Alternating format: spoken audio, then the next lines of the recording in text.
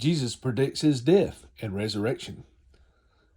They left that place and passed through Galilee.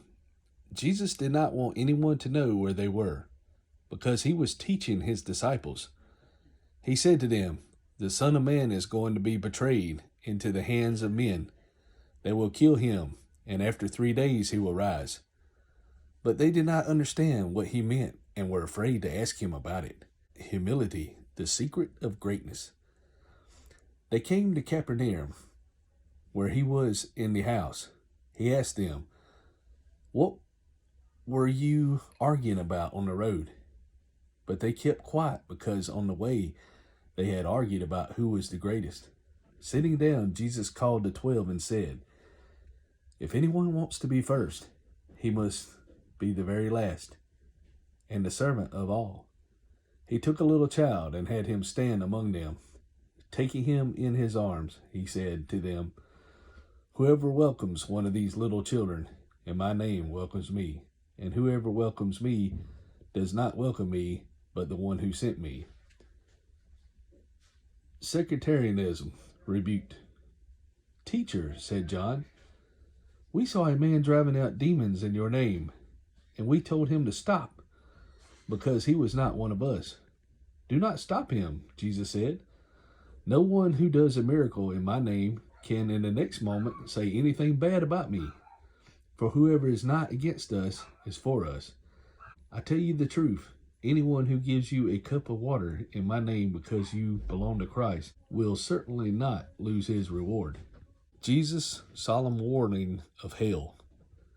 "And if anyone causes one of these little ones who believe in me to sin, it would be better for him to be thrown into the sea with a large millstone tied around his neck. If your hand causes you to sin, cut it off. It is better for you to enter life maimed than with 2 hands to go into hell, where the fire never goes out. And if your foot causes you to sin, cut it off. It is better for you to enter life crippled than to have 2 feet and be thrown into hell. And if your eye causes you to sin, pluck it out. It is better for you to enter the kingdom of God with 1 eye than to have 2 eyes and be thrown into hell, where the worm does not die and the fire is not quenched. Everyone will be salted with fire. Salt is good, but if it loses its saltness, how can you make it salty again? Have salt in yourselves and be at peace with each other." Jesus teaches concerning divorce. Jesus then left that place and went into the region of Judea and across the Jordan.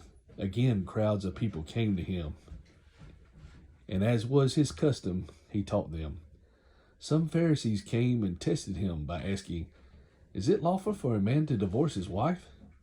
"What did Moses command you?" he replied. They said, "Moses permitted a man to write a certificate of divorce and send her away." "It was because your hearts were hard that Moses wrote you this law," Jesus replied. "But at the beginning of creation, God made them male and female. For this reason, a man will leave his father and mother." Some manuscripts out, where their worm does not die and the fire is not quenched.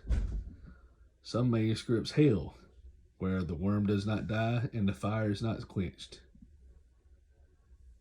Isaiah and Genesis.